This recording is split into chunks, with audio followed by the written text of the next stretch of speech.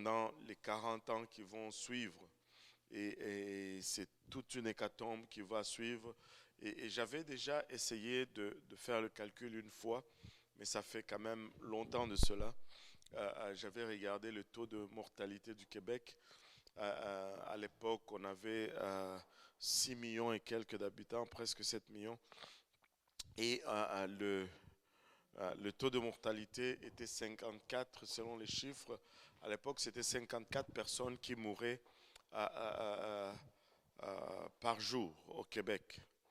Et j'avais regardé Israël et si on estimait la quantité de personnes à 1,5 million, même si on l'estimait à son supérieur, c'est-à-dire 4-5 millions, et c'était 67 personnes qui mouraient par jour dans le désert pour que on ait tous ceux qui avaient 20 ans et plus qui sont sortis de la terre promise. Donc c'était énorme, énormément énorme. Ce n'était pas quelque chose de naturel, c'est ça le point qu'on essaie de montrer. Ce n'était pas quelque chose de naturel, c'était vraiment la colère de la part du Seigneur qui s'exprimait. Et là, Israël a été mis sur le chemin de retour, aller errer ça et là. Ils ont erré pendant 40 ans dans le désert et ça devait être très long. Ça devait être très long. Ils ont erré pendant 40 ans dans le désert. Il y a eu beaucoup de choses qui se sont passées dans le désert, des choses sur lesquelles nous pouvons tirer beaucoup de leçons. Mais euh,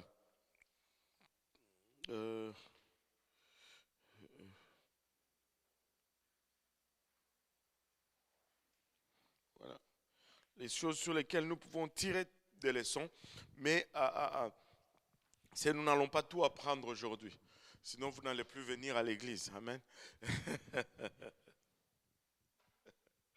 Alléluia.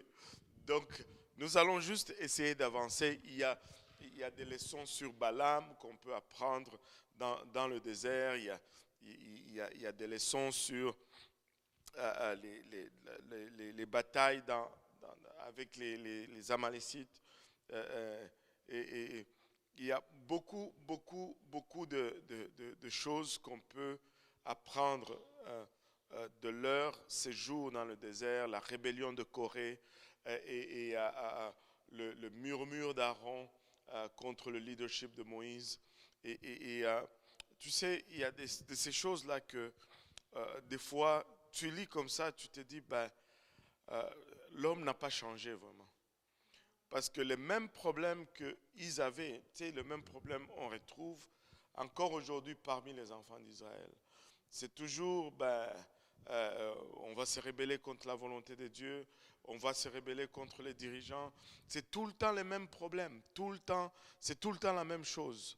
Et tu sais, Corée, tu sais, on peut parler de plein de choses, plein de choses. Mais anyway, on va pas, on va essayer d'avancer. Amen. On va essayer d'avancer. Ils ont erré pendant 40 ans. Et 40 ans après, ils se retrouvent à la porte de la terre promise encore. Est-ce que quelqu'un peut dire encore? Ils se retrouvent encore à la tête de la terre promise, à la porte de la terre promise. Alléluia. Gloire au nom de Jésus. Ça, c'est Pasteur Dario qui est allé chercher du monde. Il n'est pas en retard, il est en avance. Ok? N'est-ce pas, Pasteur Yannick? Il est en avance. Alléluia. Sur nous tous. Alléluia. Et quand Pasteur Yannick commence à parler en langue, là, c'est que c'est bon. Alléluia. Alléluia. Gloire au nom de Jésus. Bienvenue parmi nous, frères et sœurs. Et il y en a que je ne connais pas. Le frère Osnel, ça je connais Osnel. Mais l'autre frère, Samuel. Osnel et Samuel. Alléluia. Bienvenue Samuel. Alléluia. Et le frère, c'est aussi la première fois pour le lundi soir. Hein? Ouais. Lui, Lui s'appelle comment? James. Ah, content de voir le frère James. Alléluia. Et madame à côté? Pardon? Ro- Roselle. Roseline. Ouais. Roseline. Boseline. Ok, avec un B. Aïe, aïe, aïe. Alléluia. Alléluia. Et le frère en arrière? Ephraim. Laurent. Ephraim Laurent. Alléluia. Gloire au nom de Jésus. Et on vient à peine de commencer. Hein. On vient juste à peine de commencer. On a parlé de comment Israël a erré dans le désert. Et on a parlé de comment Israël a circulé dans le désert. Et finalement, lui, il est en forme, lui. et, et éventuellement, ils sont arrivés à la porte de la terre promise. Amen. Ils sont arrivés à la porte de la terre promise encore. Et c'est là où vous êtes entrés, nous disions encore. Est-ce que tout le monde peut encore dire encore? Alléluia. Ils sont arrivés encore à la porte de la terre promise. Mais cette fois-là, ce n'est plus Moïse qui était à la tête, c'est plutôt Josué qui était à la tête. Nous avions parlé de comment Moïse était interdit d'entrer dans la terre promise parce qu'il avait fait une faute. Une faute. Et il n'a pas eu le droit d'entrer dans la terre promise. Il a vu la terre promise de l'extérieur. Il est monté sur le mont Nebo. Et de là, il a vu la terre promise. Et Moïse est mort là au mont Nebo. Et le peuple a continué vers la terre promise avec Josué. Et on va regarder un peu ce qui se passe ici. Et on va regarder Josué chapitre 1. On va commencer à partir du premier verset parce qu'il y a quelques éléments qu'on va glaner là-dedans avant de pouvoir avancer aujourd'hui. Donc Josué 1, 1. Après la mort de Moïse, serviteur de l'Éternel, l'Éternel dit à Josué, fils de Nun, serviteur de Moïse, Moïse, mon serviteur, est mort. Maintenant, lève-toi, passe ce Jourdain, toi et tout ce peuple, pour entrer dans le pays que je donne aux enfants d'Israël. Je continue? Ouais. Tout lieu que foulera la plante de votre pied, je vous le donne, comme je l'ai dit à Moïse. Vous aurez pour territoire depuis le désert et le Liban, jusqu'au grand fleuve, le fleuve de l'Euphrate, tout le pays des Essiens, et jusqu'à la grande mer vers le soleil couchant. Nul ne tiendra devant toi tant que tu vivras. Je serai avec toi comme j'ai été avec Moïse. Je ne te délaisserai point, je ne t'abandonnerai point. Fortifie-toi et prends courage, car c'est toi qui mettras ce peuple en possession du pays que j'ai juré à leur père de leur donner. Fortifie-toi seulement et aie bon courage, en agissant fidèlement selon toute la loi que Moïse, mon serviteur, t'a prescrite. Ne t'en détourne ni à droite ni à gauche, afin de réussir dans tout ce que tu entreprendras. Que ce livre de la loi ne s'éloigne point de ta bouche. Médite-le jour et nuit pour agir fidèlement selon tout ce qui y est écrit. Car c'est alors que tu auras du succès dans tes entreprises, c'est alors que tu réussiras. Mhm. Ne t'ai-je point donné cet ordre? Fortifie-toi et prends courage. Ne t'effraie point et ne t'épouvante point, car l'Éternel, ton Dieu, est avec toi dans tout ce que tu entreprendras. Dans tout ce que tu entreprendras. J'aime beaucoup ces 9 versets. Ces 9 versets contiennent beaucoup d'enseignements, beaucoup de choses importantes que très souvent nous ne réalisons pas par rapport à notre marche avec le Seigneur. Et regardez, et j'ai aimé, je ne sais pas si certains d'entre vous étaient là, mais je ne me rappelle plus c'était quand. Non, pas ce samedi. C'était le pasteur Achille qui enseignait. Il a parlé de Josué. Il a dit que Moïse est mort. Amen. Moïse est mort. Amen. Alléluia. Josué prend la relève. Mais Dieu continue à appeler Josué serviteur de Moïse. Et c'est seulement vers la fin du livre de Josué que Josué est à son tour appelé serviteur de Dieu. C'est particulier celui-là, et ça montre comment plutôt Josué était attaché à servir le dirigeant qui était dans sa vie. Il dit, Moïse, mon serviteur, est mort, maintenant lève-toi, passe ce jour-là, toi et tout ce peuple, pour entrer dans le pays que je donne aux enfants d'Israël. Tout lieu que tu fouleras la plante de votre pied, je vous le donne comme je l'ai dit à Moïse. En d'autres termes, Dieu relie ici Dieu relie sa promesse à leur entreprise. C'est-à-dire, tu vas limiter ce que Dieu va accomplir dans ta vie. Il dit, si tu mets ton pied dessus, moi je vais te le donner. Mais il faut que tu ailles jusqu'à ce point et que tu mettes ton pied dessus. Et très souvent, nous allons être ceux-là qui limitent l'œuvre de Dieu dans notre vie.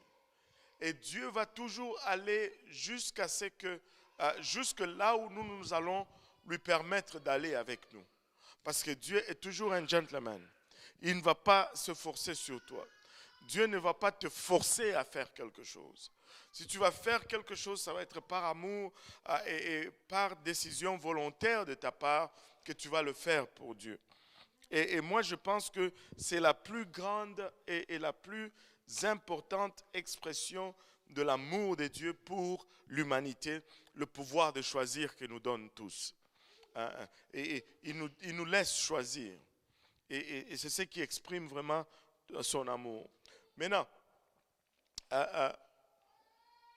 il dit, vous aurez pour territoire depuis le désert et le Liban jusqu'au grand fleuve, le fleuve de l'Euphrate, tout le pays des Essiens et jusqu'à la grande mer vers le soleil couchant. Et il dit, nul ne tiendra devant toi tant que tu vivras. Je serai avec toi comme j'ai été avec Moïse. Je ne te délaisserai point, je ne t'abandonnerai point. Quelle assurance, quelle promesse solide. Mais tout de suite après cette promesse, regardez ceci. Au 6e verset, il lui dit, fortifie-toi. Fortifie-toi. Fortifie-toi. Est-ce qu'on peut dire, je dois me fortifier? Tu dois te fortifier. Alléluia. Dieu dit à Josué, fortifie-toi. Alléluia. Fortifie-toi et prends courage, car c'est toi qui mettras ce peuple en possession du pays que j'ai juré à leur père de leur donner. Regardez encore verset 7. Il lui dit encore, fortifie-toi seulement et aie bon courage. 2 fois déjà, fortifie-toi, fortifie-toi et prends courage. En agissant ainsi, en agissant fidèlement. Comment est-ce que tu vas te fortifier? En agissant fidèlement selon toute la loi que Moïse, mon serviteur, t'a prescrit. Il dit, tu dois marcher selon la loi. Ne t'en détourne ni à droite ni à gauche, afin que tu réussisses dans tout ce que tu entreprendras. Dans tout ce que tu entreprendras. Des fois, nous voulons que Dieu entreprenne. Mais Dieu dit, nous devons entreprendre. Nous devons nous fortifier. Jusque-là, c'est seulement 7 versets. Mais nous devons nous fortifier 2 fois. Et nous devons entreprendre. Et nous devons marcher selon la loi que Moïse, le serviteur, avait prescrit. Et il dit que le livre de la loi ne s'éloigne point de ta bouche. Médite-le jour et nuit pour agir fidèlement. Que tout le monde dise fidèlement. Agir fidèlement, cela signifie agir à la lettre, selon ce qui est écrit dans le livre. Pas un peu et puis l'autre tu laisses. Non, non, non. Tu dois agir fidèlement. Hein. Tu dois agir fidèlement, selon tout. Pas selon un peu, mais selon tout ce qui est écrit. C'est pourquoi notre plus grande responsabilité, la chose la plus importante pour nous, c'est de trouver la parole de Dieu et d'agir fidèlement selon ce que cette parole nous demande de faire. Il dit, car c'est alors que tu auras du succès dans les entreprises de Dieu. Non, c'est alors que tu auras du succès dans tes entreprises. Et c'est alors que tu réussiras. Je dois entreprendre, je dois me fortifier 2 fois, je dois garder cette parole constamment dans ma bouche, je dois demeurer fidèle à celle-ci. Et quand il dit dans tes entreprises ici, ce n'est pas que j'ai créé des entreprises et que je vais incorporer pour vendre des beignets ou de quoi, et que non, ce n'est pas ça là l'idée. C'est quand je travaille pour Dieu. Amen. Et c'est alors que tu réussiras. Regardez le verset 9. Le verset 9, il nous dit encore, ne t'ai-je pas donné cet ordre? Au fait, c'est un ordre que Dieu nous donne. Fortifie-toi et prends courage. L'ordre de Dieu, c'est que nous nous fortifions. L'ordre de Dieu, c'est que nous... comment est-ce que je me fortifie même d'abord?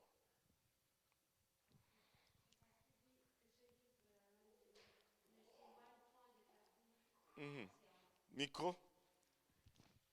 Il dit que il recommande justement que le livre de la loi ne s'éloigne point de notre bouche. Donc c'est en méditant la parole de Dieu, en étant proche de Dieu que on va se fortifier. En d'autres termes, prions, soyons et cherchons la volonté de Dieu, et c'est comme ça qu'on va s'encourager. On va se fortifier par la parole de Dieu. Mais il y a autre chose. Parce que des fois là, oui. En agissant fidèlement. Mais il y a autre chose.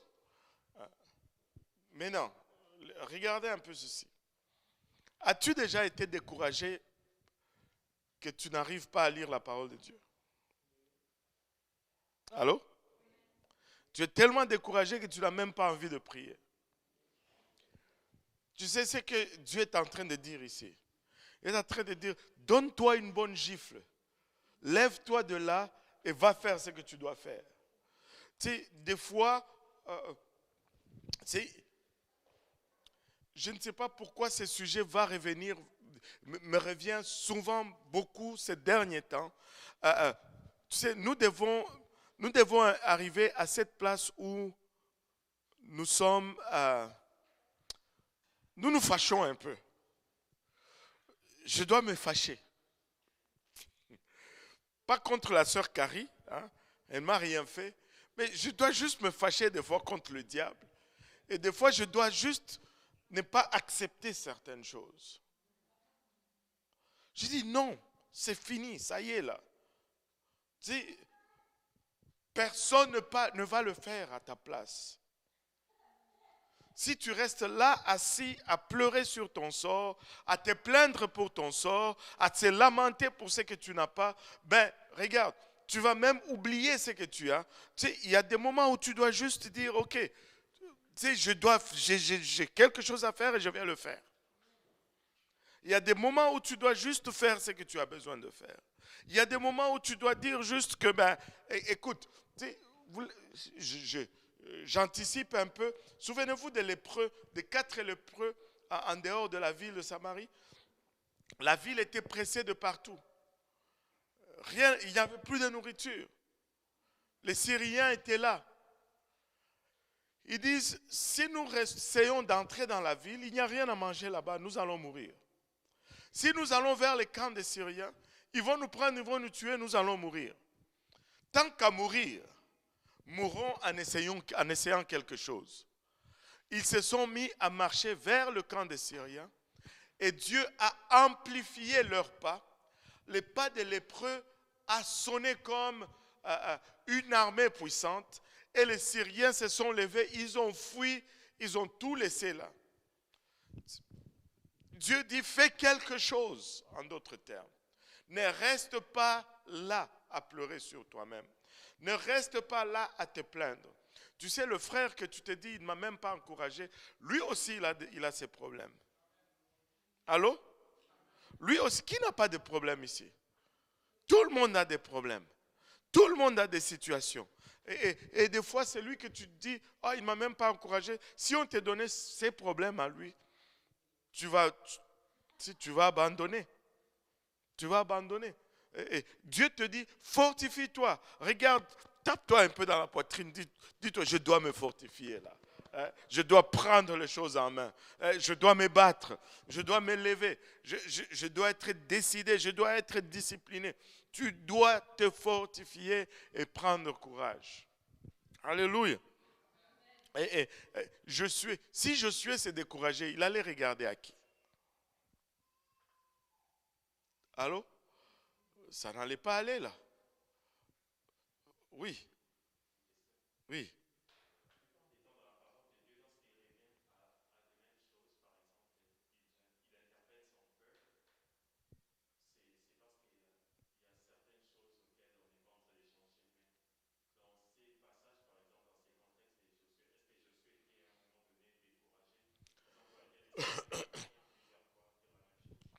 Donc ce n'est pas nécessairement que Josué était en faute. Il n'y a pas toujours besoin que quelqu'un soit dans l'erreur pour que le Seigneur insiste. Le Seigneur va insister des fois quand c'est juste une chose très importante. Tu sais, quand il dit en vérité, je vous l'ai dit. Tu sais, il va le dire 2 fois. Cela veut dire porte attention. Mais moi, je pense que ici, ce n'est pas parce que Josué était brave sur toute la ligne. Mais anticipant probablement ce qui allait arriver. Regardez, regardez le verset 9. Il dit, ne t'ai-je pas donné cet ordre, fortifie-toi et prends courage, ne t'effraie point et ne t'épouvante point. Il lui dit, n'aie pas peur et n'aie pas peur. Dans ce sens que, oui, ce que tu vas faire face va être là pour t'effrayer.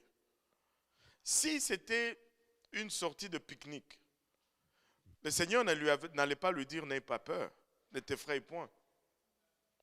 Si on allait pour jouer au parc, il allait dire plutôt, fais attention à ne pas te blesser. Mais s'il y a un adversaire plus costaud, plus coriace devant nous, il dit, malgré ce que tu vas voir là, n'aie pas peur. Et Dieu essaie d'anticiper et de le rassurer pour tout ce qu'il va avoir à faire face. Mais regardez, ce n'est pas nécessairement que quelqu'un a péché là. Josué ce n'est pas qu'il a été dans l'erreur. Des fois, il y a de ces choses qui arrivent. Regardez Job. Ce n'est pas nécessairement qu'il a fait quelque chose de mauvais, mais il s'est retrouvé dans des problèmes. Justement parce qu'il a fait beaucoup de choses de bien. Ouais. Mais non, ici Josué, moi je suis convaincu que à cause de notre nature et à cause des leçons que nous pouvons en tirer, parce qu'aujourd'hui on veut toujours chercher du soutien ailleurs. On veut toujours qu'on nous aide. Et ce n'est pas mauvais. Mais nous devons à quelque part nous battre. Nous devons à quelque part nous tenir debout. Parce que si on fait toujours pour toi, tu ne vas jamais y arriver. Personne ne va aller au ciel sur le pouce. Là. Chacun va payer son propre carburant. Même si ça monte à $2 le litre, tu dois payer ton propre carburant si tu vas aller au ciel. Tu ne vas pas aller au ciel parce que ton pasteur était bon. Tu ne vas pas aller au ciel parce que ton père ou ta mère allait à l'église, était fidèle. Tu vas aller au ciel parce que tu as fait ce que Dieu demande de faire. Tu ne vas pas aller sur le dos de quelqu'un d'autre. Et là, il dit, fortifie-toi et prends courage, ne t'effraie point, ne t'épouvante point, car l'Éternel, ton Dieu, est avec toi dans tout ce que tu entreprendras. En d'autres termes, prends l'initiative. Je vais être là, je vais te soutenir. Et si on allait vraiment parler comme on parle chez nous ici au Québec, prends l'initiative, je vais te baquer. Je vais te baquer. Et il était là pour le soutenir. Écoutez, peuple de Dieu, dans le royaume, nous devons être entreprenants. Nous devons ouvrir notre bouche et confesser l'évangile du Seigneur. Nous devons parler. Nous devons arrêter d'être intimidés. Nous devons déclarer le plein conseil de Dieu. Nous devons l'annoncer partout où nous allons. Nous devons le déclarer. Nous ne pouvons pas nous permettre de garder la bouche fermée, au fait. Nous ne pouvons pas. Nous devons dire ce que Dieu fait et ce que Dieu a fait. Nous devons déclarer l'amour de Dieu, alléluia, pour ce monde perdu. Et là, Josué va commencer à préparer les gens. Mais Josué il était là, il était parmi les 12 espions qui étaient allés dans la terre promise. Il avait vécu l'expérience là. Quelqu'un est en train de taper les enfants? Non, ok. Et il a vécu l'expérience de 12 espions qui sont entrés dans la terre promise et qui sont revenus avec un rapport négatif. Amen. Vous vous souvenez? Les 10 dont on ne se souvient pas de nom. Certains d'entre vous ne savent même pas dans quel chapitre, de quel livre on peut trouver les 10 espions. Enfin, mais on les a complètement oubliés. Je n'ai vu personne nommer son enfant de ce nom des autres. Mais de Josué et de Caleb, les deux seuls qui avaient le bon rapport. Et là, Josué a pris la leçon de tout cela. Là, c'est à son tour maintenant d'être à la place où Moïse était il y a 40 ans en avant. Là, il se dit, ok, je ne veux pas non plus entrer dans la terre promise sans avoir une stratégie. Et pour faire la stratégie, il faut que j'envoie des espions. Il dit, bon, si j'envoie 12 encore pour ne pas offenser une tribu quelconque, et c'est toujours ça le problème. Regardez, très souvent, oh, je ne veux pas offenser tel, donc, non. Regardez, si tu veux être offensé, tu vas être offensé. Ça, c'est ton problème. Mais le travail de Dieu doit être fait. Allô? Alléluia. Et donc, il prend seulement 2 espions. Au lieu d'en prendre 12, il dit, on ne va plus prendre de chance cette fois-ci. On en prend seulement 2, parce que le rapport qu'ils avaient, c'était 40 ans plus tôt. Et là, maintenant, les choses ont changé probablement. Donc, 2 espions, vous allez nous rapporter. Donc, Josué chapitre 2, à partir du 1er verset, on va le lire. Josué, fils de Nun, fit partir secrètement des Sittim 2 espions en leur disant, « Allez examiner les pays et en particulier Jéricho. » Ils partirent et ils arrivèrent dans la maison d'une grande prostituée qui s'est nommée Rahab. Et ils se couchèrent, on dit au roi de Jéricho, « Voici 2 hommes entre les enfants d'Israël sont arrivés ici cette nuit pour explorer les pays. » Le roi de Jéricho envoya dire à Rahab, « Fais sortir les hommes qui sont venus chez toi, qui sont entrés dans ta maison, car c'est pour explorer tous les pays qui sont venus. » La femme prit les 2 hommes et les cacha, et elle dit, « Il est vrai que ces hommes sont arrivés chez moi, mais je ne savais pas d'où ils étaient. Et comme la porte a dû se fermer la nuit, ces hommes sont sortis, j'ignore où ils sont allés. Hâtez-vous de les poursuivre et vous les atteindrez. » Verset 6, elle les avait fait monter sur les toits et les avait cachés sous les tiges de lin qu'elle avait rangées sur les toits. Mais attendez, une pause là. On va glaner un peu avant de continuer. La situation est celle-ci. Josué envoie ses 2 espions. Et les 2 espions rentrent dans la ville de Jéricho. Et ils cherchent d'avoir des informations. Et ils vont dans la maison d'une prostituée qui s'appelait Rahab. Et là, les gens de Jéricho savaient. Tu ne pouvais pas. Israël, c'était presque mettons au minimum 1 million, 1,5 million de personnes. Un groupe d'1,5 million de personnes sont de l'autre côté du Jourdain. C'est le gens de Jéricho savaient. Et là, ces espions rentrent, ils vont chez Rahab. La nouvelle arrive au roi. Et le roi envoie des soldats chez Rahab. Il lui dit, Rahab, les gens que tu as chez toi là, ce sont des espions. Sors-les. Mais on voit déjà ici, dès le départ, Rahab va prendre un risque. Rahab va choisir un camp. Elle les cache. Littéralement, en les cachant, d'abord, elle expose sa vie, mais elle fait un choix. Et là, elle dit, oui, ils sont venus chez moi, mais je ne savais pas. Elle ment. Et là, je peux déjà entendre la question, oh pasteur, est-ce que c'est bon de mentir? C'était une prostituée pour l'amour de Dieu. On va se demander encore si mentir, tu sais, ce n'était pas quelqu'un qui allait à l'église là. Allô? Allô? Donc, n'utilisez pas cette carte-là, ce n'est pas la bonne. Amen. Et là, elle dit, ils sont partis. Avant que la porte ne se ferme au soir, ils sont partis. Vous voyez, Jéricho était, les villes à l'époque se défendaient avec les murs autour. S'il n'y avait pas d'avion, il n'y avait pas d'artillerie comme nous les avons aujourd'hui. Donc, les murs étaient le meilleur système de défense que les villes avaient. Donc, ils ont construit ces murs épais et au soir, on fermait les murs parce que les gens dormaient. On fermait les portes de la ville parce que les gens dormaient. Et comme ça, on pouvait contrôler qui entrait et qui sortait.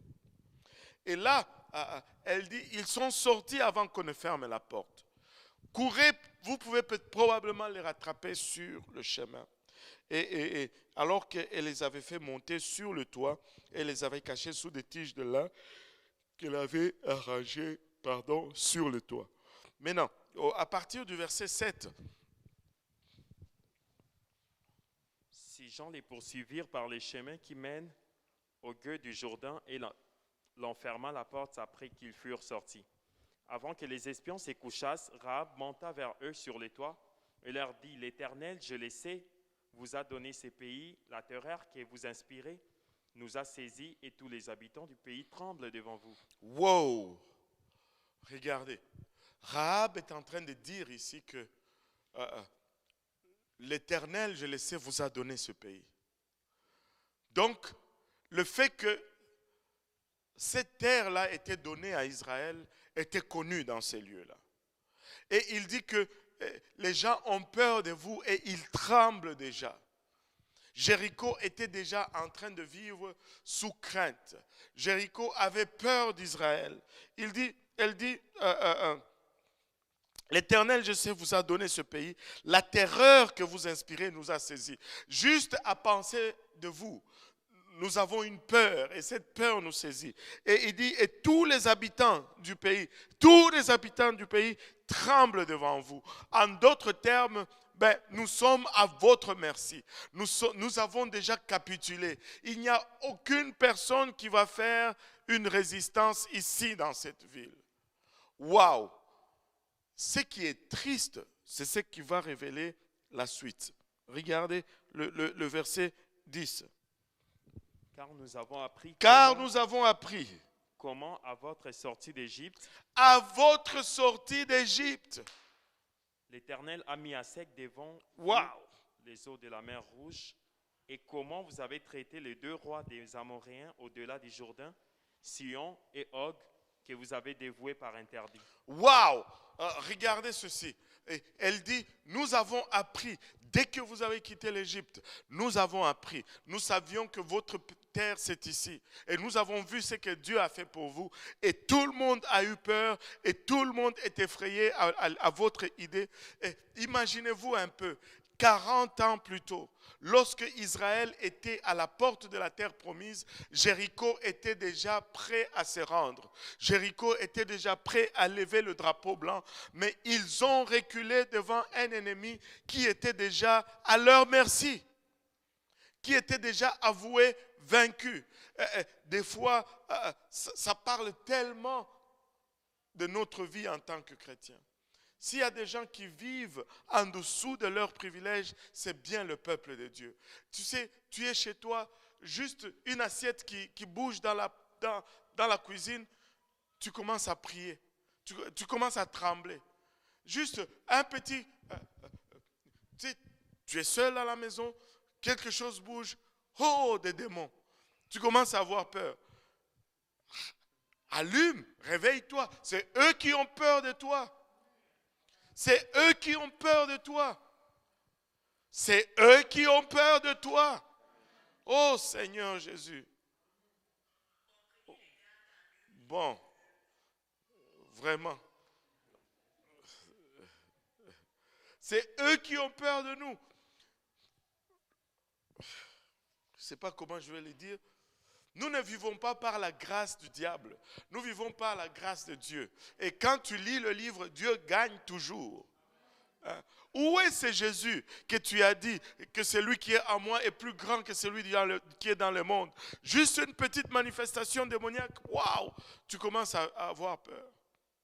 Tu sais, des fois, une fois on était ici, hein, on priait, la réunion de prière, et il y a eu quelqu'un qui était venu, et là les démons ont commencé à se manifester.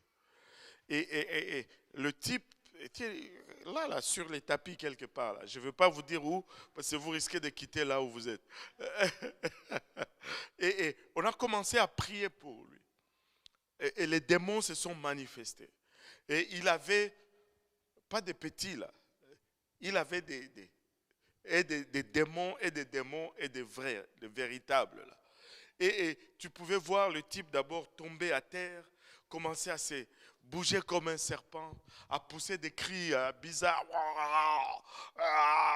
Et à un moment donné, tu voyais son corps comme ça, il était sur le dos, il essayait d'enlever ses vêtements, son corps commençait à trembler comme ça. Ses pieds ont levé en l'air. Jusque-là, ça va. Mais quand ses fesses décollent aussi de la terre, ce n'est plus physiquement possible. Et tout son dos était dans les airs comme ça, et ça tremblait. Et juste la tête et les épaules touchaient le sol. Et on a chassé ces démons. Tu pouvais voir certains frères. Le type était pas là. Au nom de Jésus, au nom de Jésus. Au nom de Jésus, va là-bas.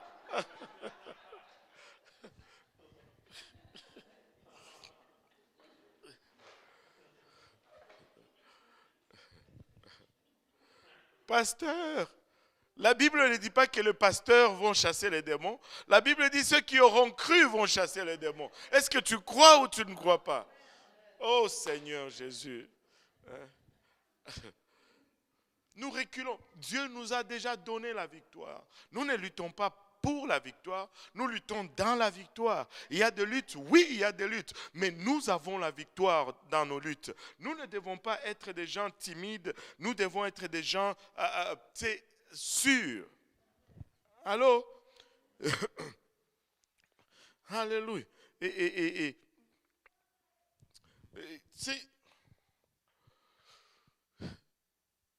Israël a reculé alors que Jéricho avait déjà peur de lui. 40 ans plus tôt, ils auraient pu éviter 40 ans dans le désert. Mais ils ont fait demi-tour en face parce qu'ils ont vu juste leur carrure et ils ont dit, oh, eux là, on ne va pas tenir. Non, non, non, non, non. Dieu te l'a promis, oui ou non? Alléluia. Et là, c'est triste. Elle dit, car nous avons appris comment à votre sortie d'Égypte, pas 40 ans plus tard, à votre sortie d'Égypte. L'Éternel a mis à sec devant vous les eaux de la mer Rouge, et comment vous avez traité les deux rois des Amoréens au-delà du Jourdain, Sihon et Og, que vous avez dévoués par interdit. Et regardez au verset 11, nous l'avons appris et... Lis-le. Nous l'avons appris, Et nous avons perdu courage. Et tous nos esprits sont abattus à votre respect. Continue.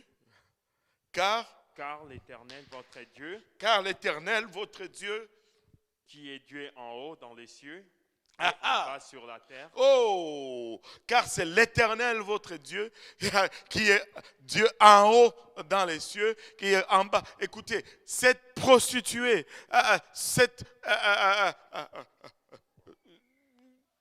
cananéenne, cette prostituée qui ne connaissait pas l'Éternel, avait foi dans l'Éternel plus que les enfants de Dieu eux-mêmes avaient foi dans l'Éternel. Et qu'est-ce que vous entendez ici? Ça, c'est un service de louange d'une païenne.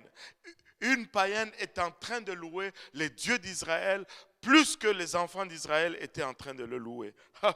Nous l'avons appris et nous avons perdu courage. Et tous nos esprits sont abattus à votre aspect. Car c'est l'Éternel votre Dieu qui est Dieu en haut dans les cieux et en bas sur la terre. En d'autres termes, ouais, je suis en train de mener la vie que je vis. Mais c'est parce que je ne suis peut-être pas à mesure de vivre là où vous êtes. Mais je sais que votre Dieu est le véritable. Laissez-moi vous dire ceci. Le monde sait déjà. Ils savent qui est le véritable. Alléluia. Il n'y a pas de doute que Jésus est le seul et l'unique vrai Dieu. Tout genou fléchira devant lui. Toute langue confessera. Alléluia. Parce que tous savent. Tous savent. Tous savent. Quelle tristesse pour le peuple de Dieu avoir abandonné devant un peuple qui était déjà abattu. De faire demi-tour devant un adversaire qui était déjà vaincu d'avance. Ils étaient sans courage. Ils étaient abattus dans leur esprit. Il n'y avait plus de motivation. Et même eux-mêmes, ils savaient que le Dieu d'Israël était le seul et l'unique vrai Dieu. Waouh! Et Rahab, connaissant tout cela, elle a choisi un camp. Elle a choisi d'être avec les Israélites. Et regardez.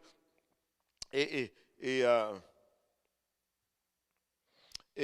là, après avoir choisi le choix, après avoir fait un choix va toujours amener des conséquences. Amen. Quand tu choisis, il y a toujours des résultats qui vont suivre le choix. Allô? Et là, elle a choisi, mais maintenant, elle va exercer le privilège de son choix. Et regardez au verset 12. Et maintenant, je vous prie, jurez-moi par l'Éternel que vous aurez pour la maison de mon Père la même bonté que j'ai eue pour vous. Donnez-moi l'assurance que vous laisserez vivre mon Père, ma mère, mes frères, mes sœurs et tous ceux qui leur appartiennent, et vous nous sauverez de la mort. Waouh! Elle a fait un choix. Et puis, après avoir fait le choix, là, elle fait une demande. Très souvent, nous faisons des demandes avant de faire le choix. Si Dieu fait ça pour moi, alors je vais le servir. Non, ça ne marche pas comme ça. Sers d'abord Dieu, et puis il va voir. Alléluia. Et j'aime tellement une citation d'un de nos anciens qui a dit, tu sais, le monde dit, prouve-le-moi et je vais le croire. Mais Jésus dit, crois-le et je vais te le prouver.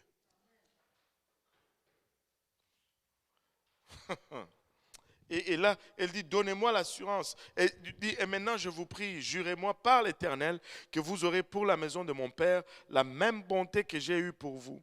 Donnez-moi l'assurance que vous laisserez vivre mon Père. Ah, c'est de là que viennent les assurances. Je ne savais pas.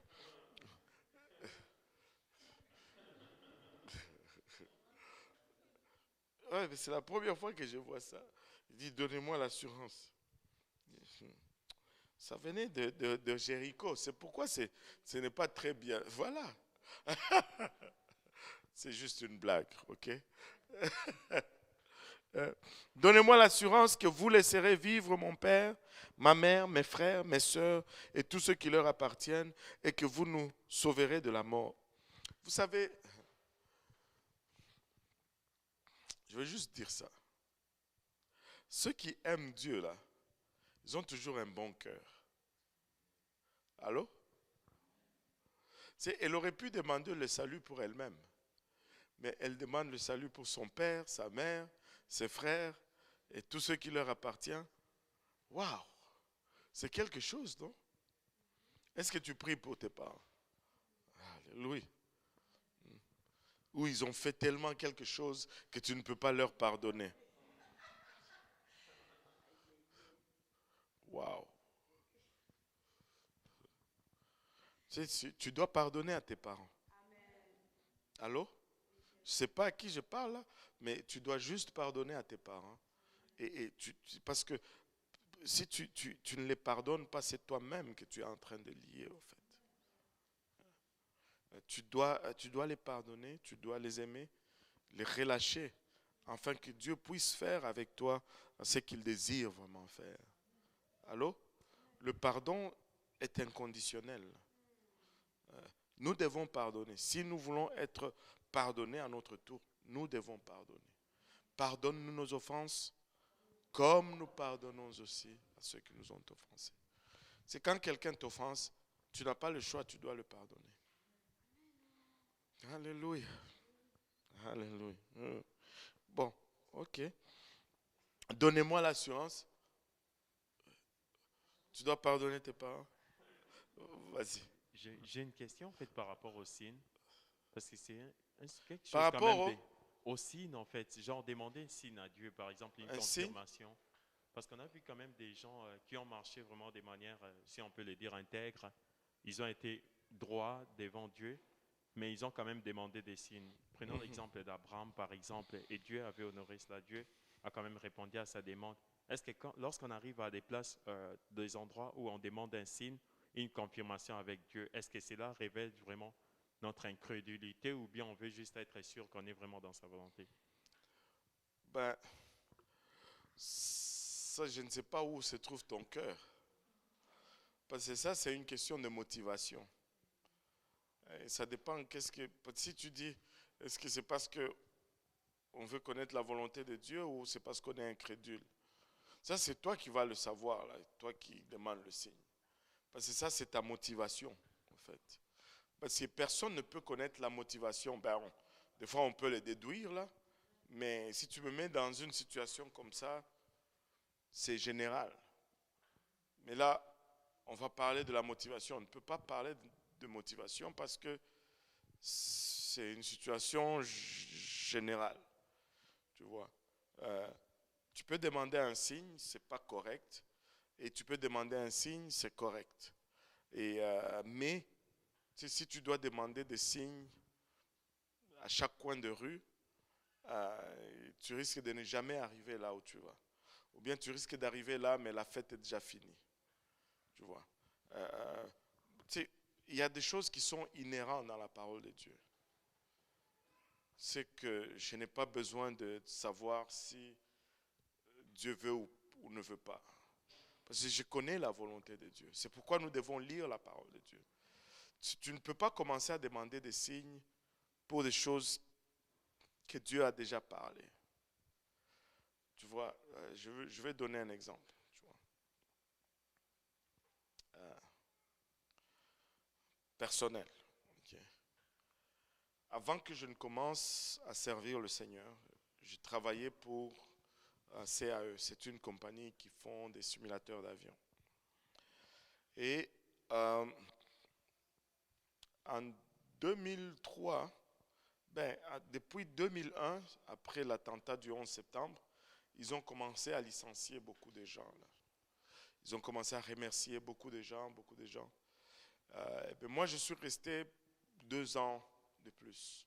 Mais quand on est arrivé vers les années 2003, ils ont commencé à remercier les gens, pas parce qu'ils voulaient les remercier, mais parce qu'il n'y avait vraiment plus d'ouvrage. On produisait 40 simulateurs par année, Mais là, on était tombé à 11 simulateurs par année. Et tu sais, je suis allé là. Alléluia. Et je suis allé un jour au travail. On m'a appelé aux ressources humaines. Puis on m'a dit que c'était mon dernier jour. Et qu'on me remerciait pour les services. Et que bon, voilà, qu'ils ne pouvaient plus me garder. Que si ça reprend, ils vont me rappeler. C'était un choc parce que moi, un choc, oui, c'est parce que moi j'avais quand même une famille à nourrir là. Mais ça, c'était pas leur problème. Et là, mon boss qui m'avait, il m'aimait beaucoup, il est venu me parler, il m'a dit, écoute, ne t'inquiète pas, je vais te donner quelques contacts. Et puis il y a un de mes amis qui m'a donné le numéro de quelqu'un une Italienne là qui recrutait pour une grosse compagnie en Alberta là, 3M. L'Alberta en ce temps-là c'était la mine d'or. Tout le monde partait là. Les salaires étaient 3 fois plus élevés qu'ici. Oui, il y a ça. Bon. Et c'était l'Eldorado de l'époque là. Là, je sors de là. Je viens ici à l'église d'abord. Je suis entré, hein, j'ai prié. Il n'y avait personne, j'ai prié en avant. Et puis j'ai appelé ma femme. Je lui ai dit, maman, bon, moi là que je te parle, je ne suis plus au travail là. On m'a remercié. Donc, il dit tu blagues? J'ai dit, non, je ne blague pas. Elle dit, t'es où? Je suis à l'église. Et je suis venu prier un peu parce que, bon, il y a tel qui m'a donné le contact de quelqu'un qui est en Alberta. Et puis, bon, et voilà, ils engagent. Tu vois? Elle dit, non, pas question, déchire ça et puis oublie ça. J'ai dit, mais prions d'abord, non? Au moins prions. Elle dit, mais toi tu ne connais pas la volonté de Dieu. Il dit, Dieu nous a appelés ici. Pourquoi demander?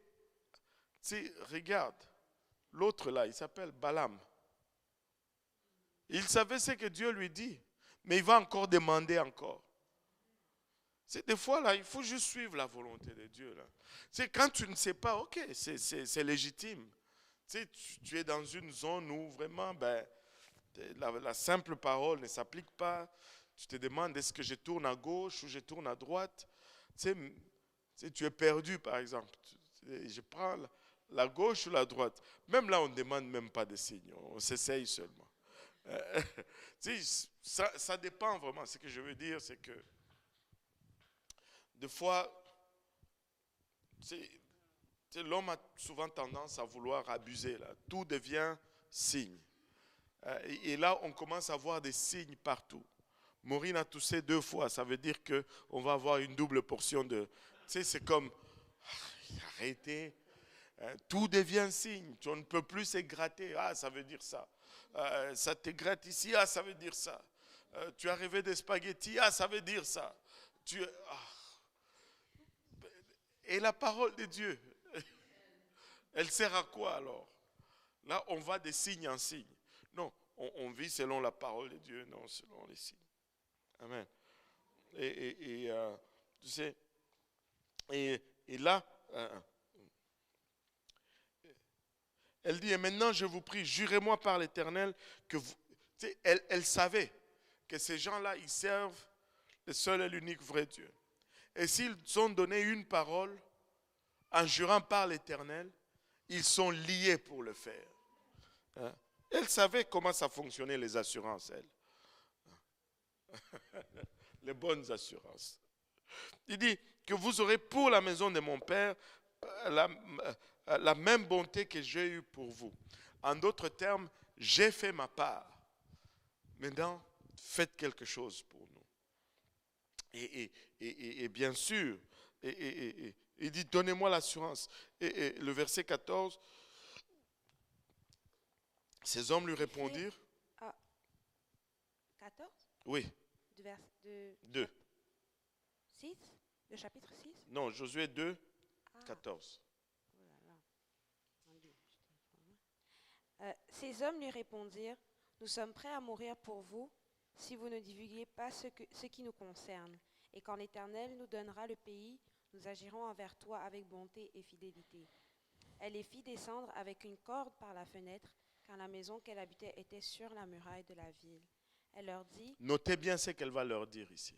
allez du côté de la montagne, Allez du côté de la montagne. de peur que ceux qui vous poursuivent ne vous rencontrent. Mhm. Cachez-vous là pendant 3 jours. Pendant 3 jours. Que tout le monde dise 3 jours. 3 jours. 3 jours. Pendant 3 jours. Cachez-vous là pendant 3 jours. Jusqu'à ce qu'il soit de retour. Après cela, vous suivrez votre chemin. Waouh. Et oui, après, Ces hommes lui dirent, voici de quelle manière nous serons quittes du serment que tu nous as fait faire.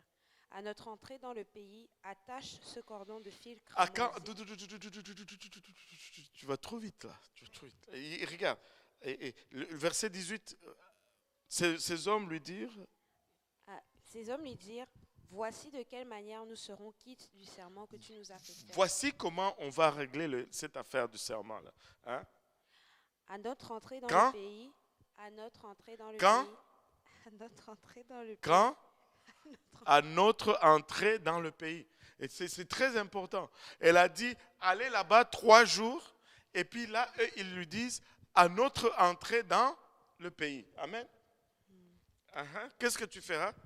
attache ce cordon de fil cramoisi Des fils rouges. à la fenêtre par laquelle tu nous as fait descendre et recueille auprès de toi dans la maison de ton père, ta mère, tes frères et toute la famille de ton père. Et recueille auprès de toi dans la maison ton père, ta mère, son père, sa mère, ses frères et toute la famille de son père.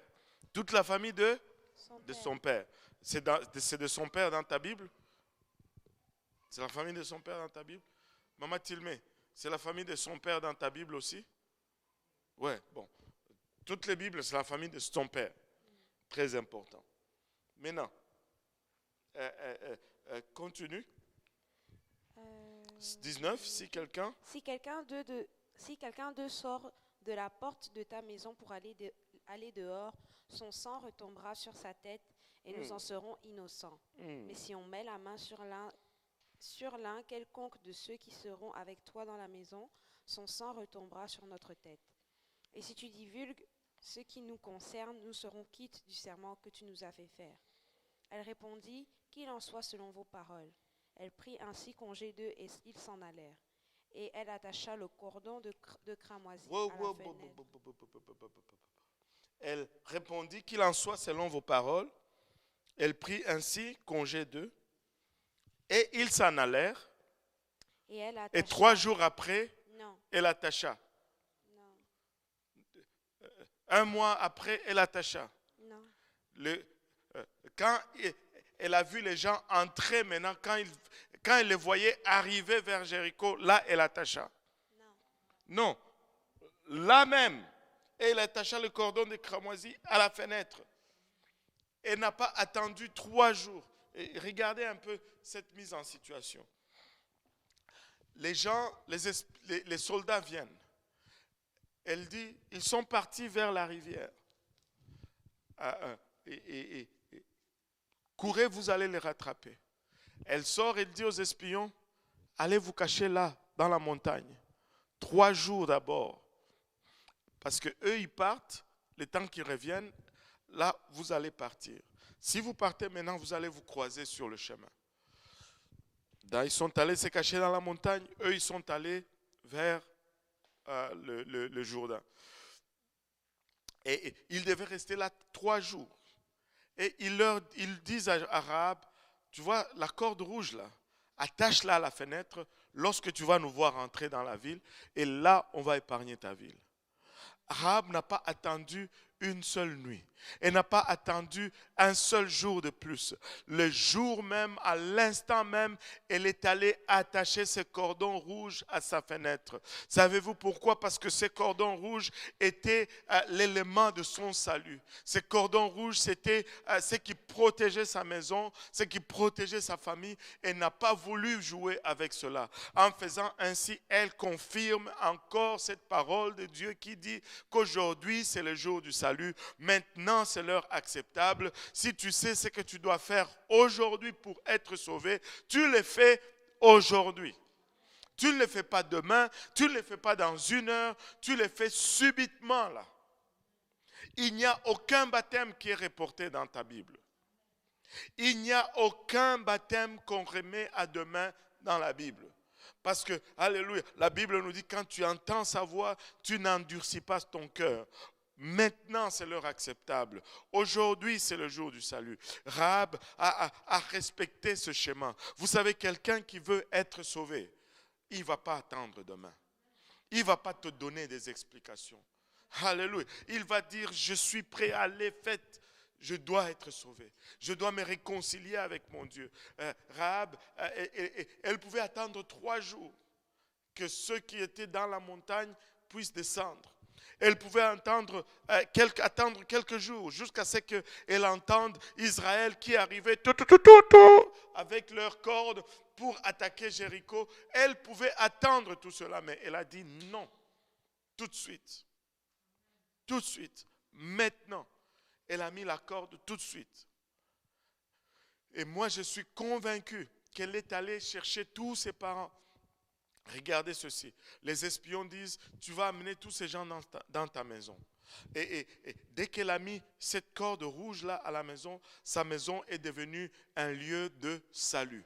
Sa maison est devenue un lieu de sauvetage. Sa maison était devenue le seul lieu sécure et safe pour toute la ville.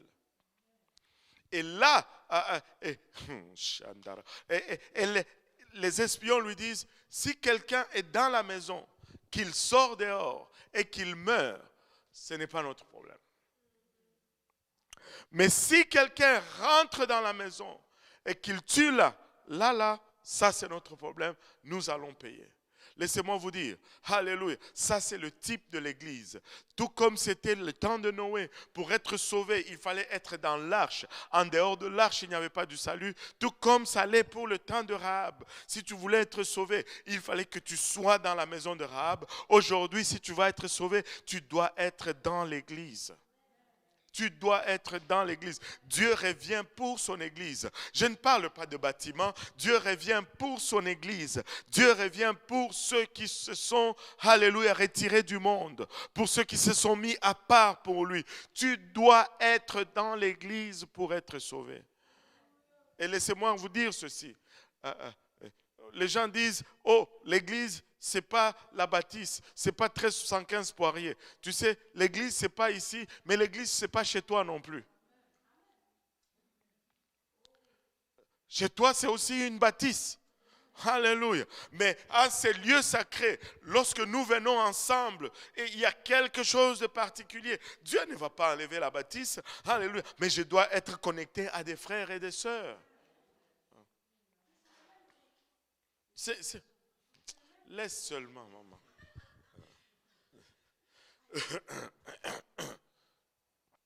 Alléluia. Et tu sais, hors de l'église, il n'y a point de salut. Hors de l'église, il n'y a point de salut. Les gens vont te dire, mais toi tu es l'église. Qui t'a dit ça? Je ne suis pas l'église par moi-même. Tout seul, je ne suis pas l'église. C'est impossible que tu sois l'église toi-même.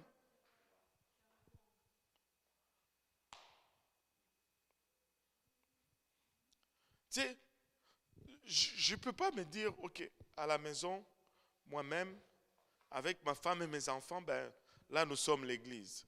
Vous allez dire que c'est une affaire familiale.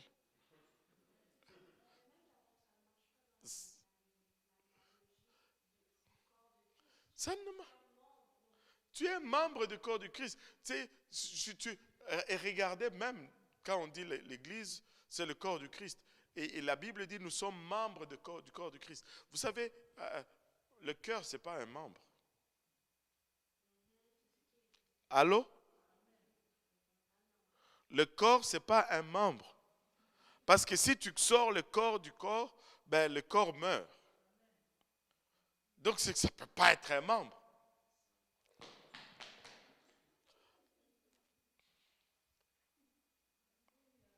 Toi, tu es le doigt, ou les orteils, ou le bras. Ça, ce sont des membres. C'est pas, la tête, ce n'est pas un membre. Encore moins, tu n'es pas la tête de l'Église. Donc, d'où je ne peux pas être juste moi seul et dire je suis l'Église. C'est une fausse doctrine. Tu sais, le membre peut être coupé du corps. Le corps va fonctionner avec un handicap, certes, mais ça va survivre. Mais le membre qui se détache du corps, il meurt.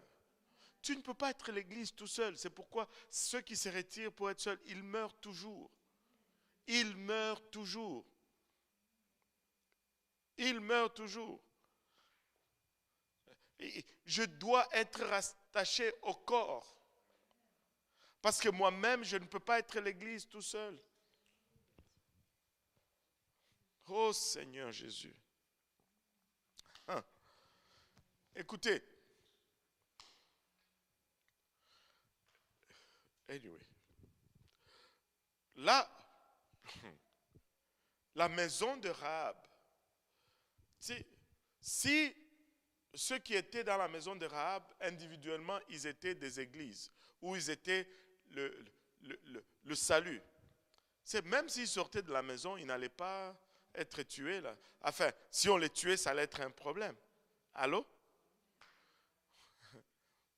Ils devaient rester là, ensemble avec les autres, pour que ça soit valide. Et regardez ceci. Est-ce qu'on peut me relire encore les numérations?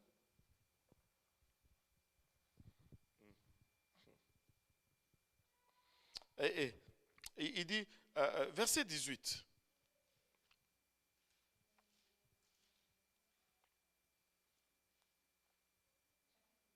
Deux, toujours.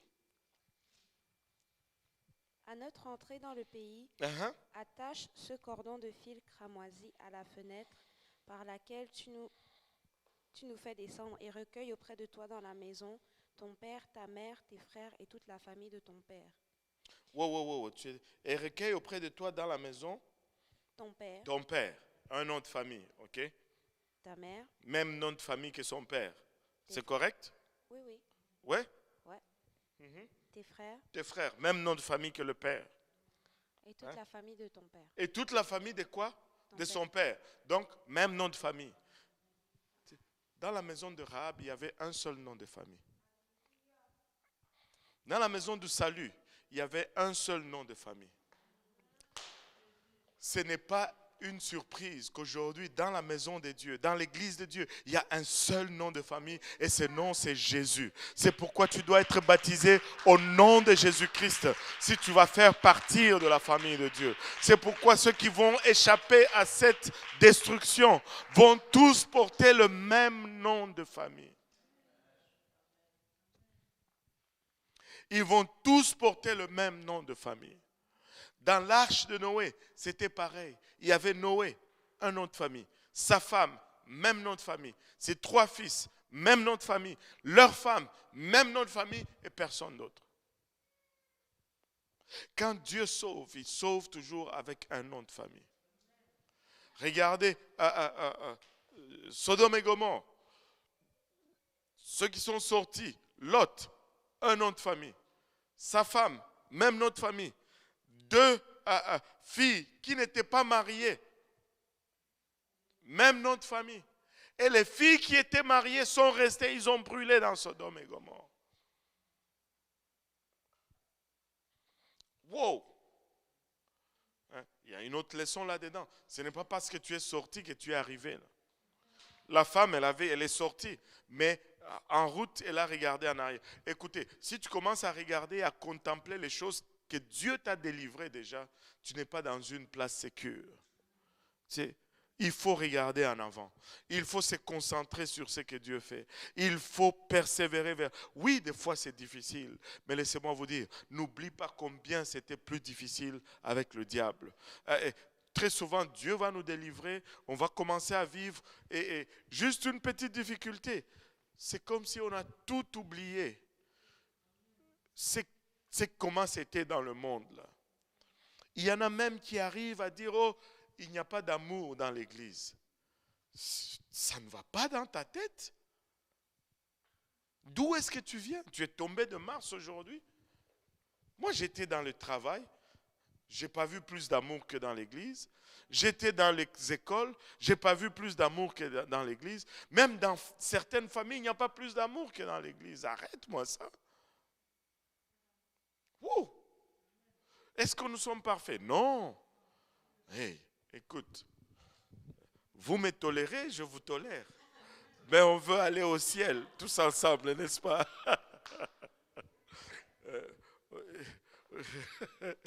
On veut aller au ciel. Alléluia. Et on veut rester attaché au corps. On veut rester attaché au corps. Vous savez, des fois, les pieds ne sont pas contents des mains.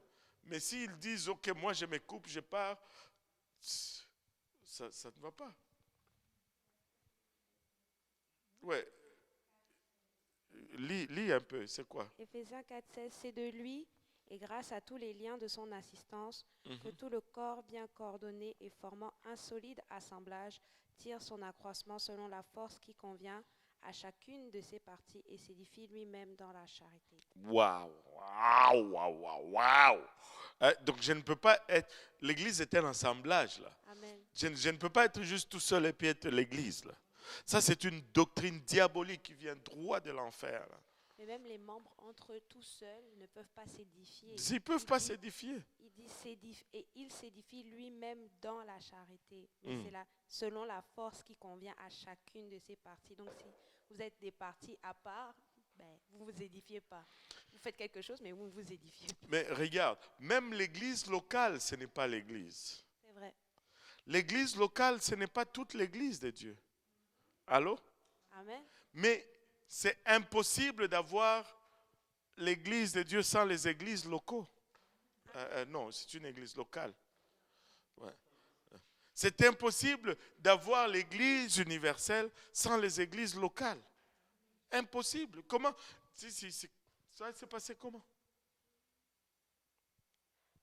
L'église, l'église universelle. Mais oui, mais l'église universelle, c'est un ensemble des églises locaux. Tu ne peux pas avoir l'église universelle sans l'église locale. Et c'est à l'église locale où on se trouve la communion, la fraternité et toutes ces choses. Je ne peux pas trouver ça dans l'église universelle. Je vais aller où pour trouver ça? Il n'y a pas de cloud pour l'église. Tout est sur la tour, là. Oui. Parlant de l'église, j'avais une question. Je sais qu'on est membre, genre chacun de nous en particulier, mais admettons par exemple un bon groupe, un bon nombre des enfants de Dieu, on est assemblés et que tout le monde n'est pas là. On ne va pas considérer ça comme l'église, il faut forcément que tout le monde soit là, même s'il y a quelques-uns qui ne sont pas là. Ben non. Ben, d'abord, pour que ce soit une église, il faut qu'il y ait un berger. Oui, les pasteurs sont là, il y a un groupe de gens, mais tout le monde n'est pas là. C'est l'église locale. Pareil. C'est l'église locale. Il y en a qui vont venir, il y en a qui vont partir, mais ça reste l'église locale. Et il y en a qui vont décider d'aller dans une autre église, mais celle-là reste comme ça. Mais ce n'est pas une... Ça parle plus du fonctionnement et tu sais. Maintenant, si je suis juste moi, je me dis, bon, moi je suis le pasteur, et puis, bon, ma femme c'est la secrétaire, et puis mon fils c'est le directeur de l'école du dimanche, et juste moi et mes 4 enfants, ben, c'est l'église. Est-ce que c'est viable comme église? Est-ce que c'est même biblique comme église? Si l'église doit être à mesure d'accueillir quiconque. L'église doit être à mesure de propager l'évangile. L'Église doit être à mesure, pas seulement de s'entretenir entre eux, mais de sortir et de gagner des âmes et ainsi de suite. Ce n'est pas juste par l'État, mais c'est aussi par l'action que l'Église est. Ce n'est pas juste une association de gens tranquilles. Non. Ils doivent travailler.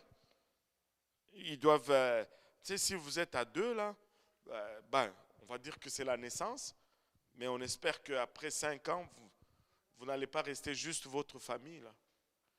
Vous allez gagner d'autres personnes, et c'est ça qui fait que tu es Église. Et de toutes les façons, regarde, l'Église n'est pas...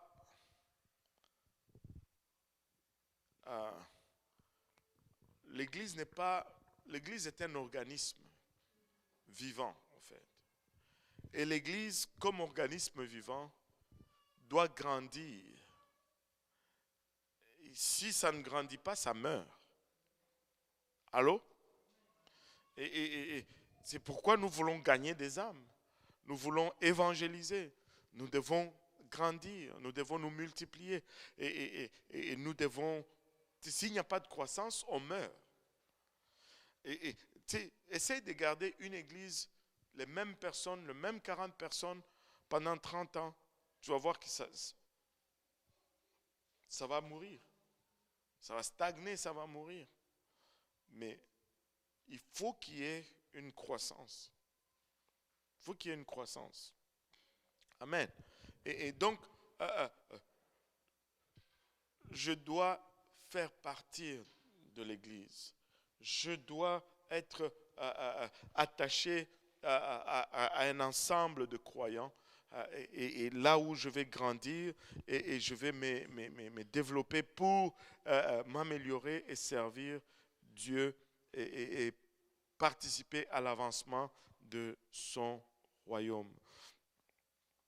Et regardez, ils sont partis, ils sont allés dans la montagne, ils s'y sont cachés pendant 3 jours avant de retourner et descendre et passer le Jourdain et aller à donner le rapport à Josué.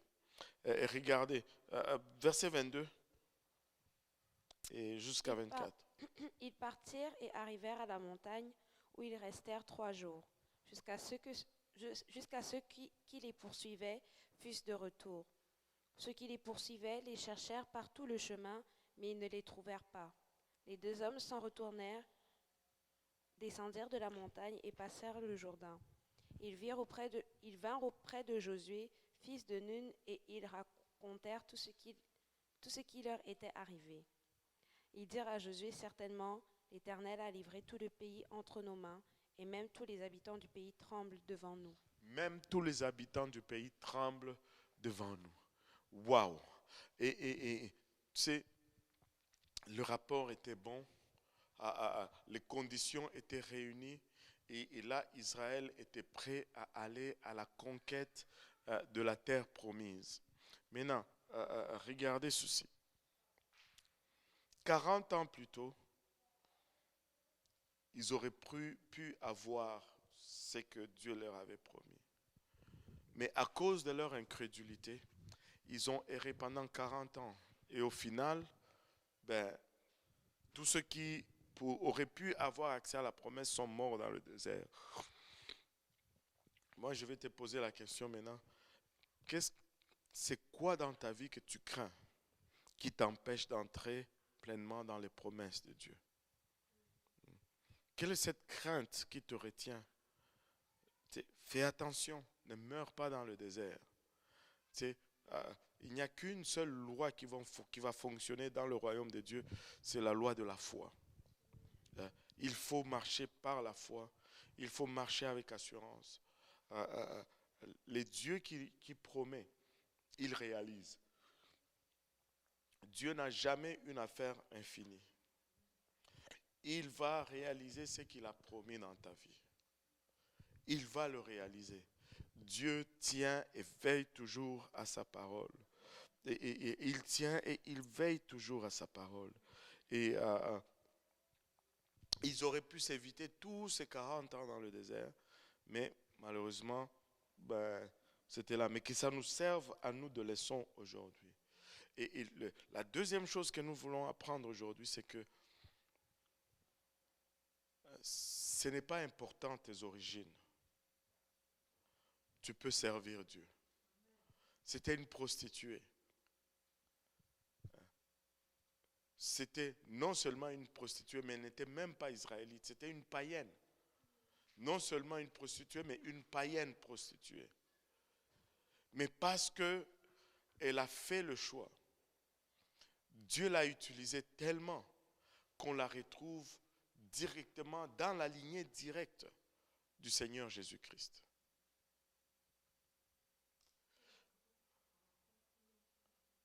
Ouais. Et tu sais, il y a 3 femmes dans la lignée du Seigneur Jésus-Christ.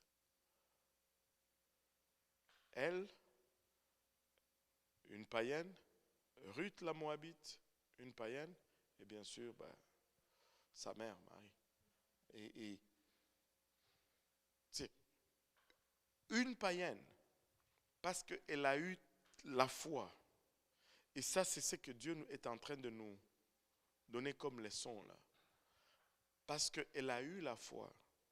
Non seulement elle est devenue enfant de Dieu, mais elle est rentrée directement dans la lignée. Son sang faisait partie du sang de notre Seigneur Jésus-Christ. N'est-ce pas extraordinaire? N'est-ce pas extraordinaire ce que la foi peut produire?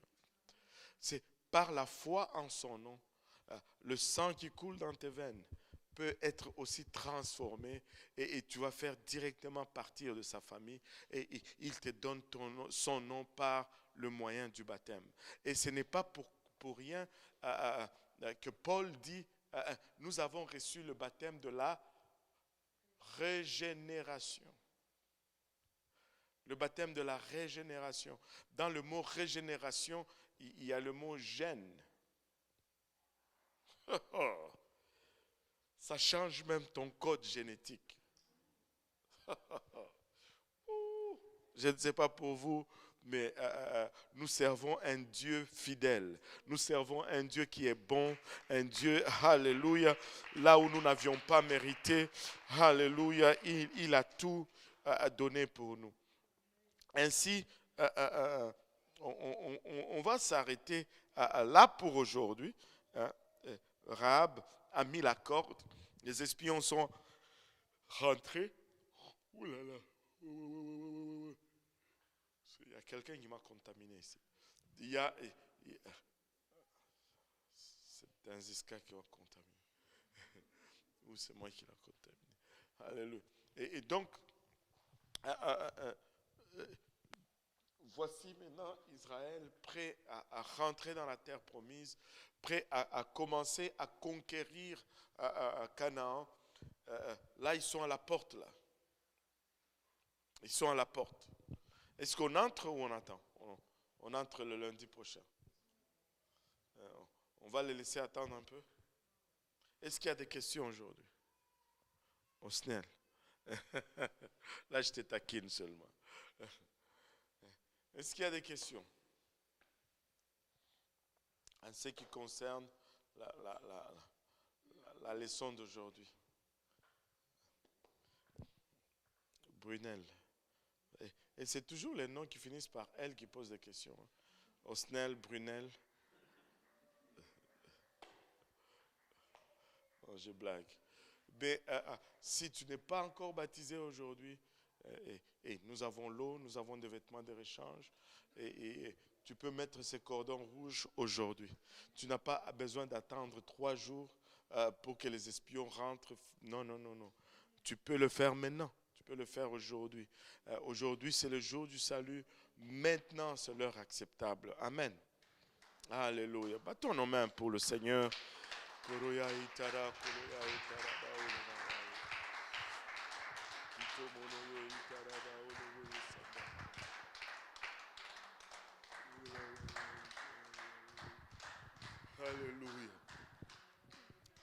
Est-ce quelqu'un a des nouvelles du frère Robert?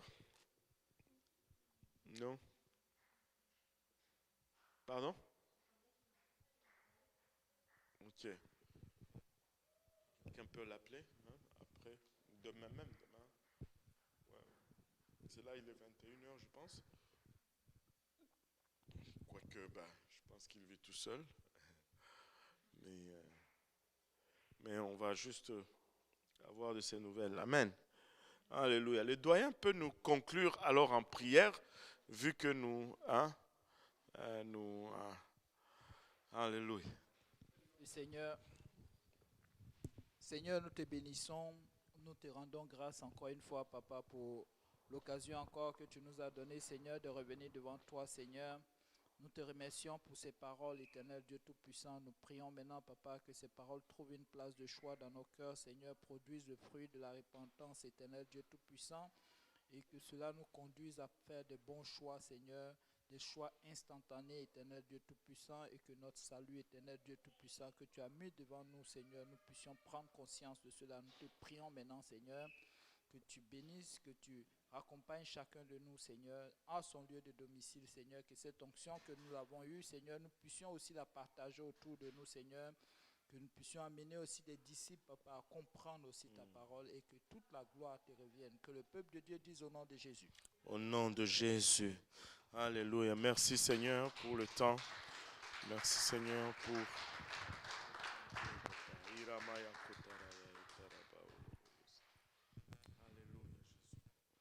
Alléluia. Que le Seigneur vous bénisse. Fortifiez-vous et prenez courage. Amen. Alléluia.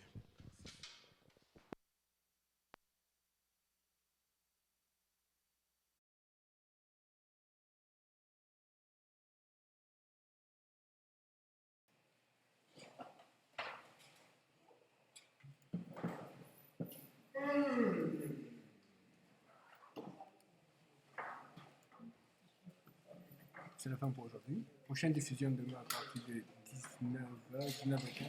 L'église au Champ. C'était le frère.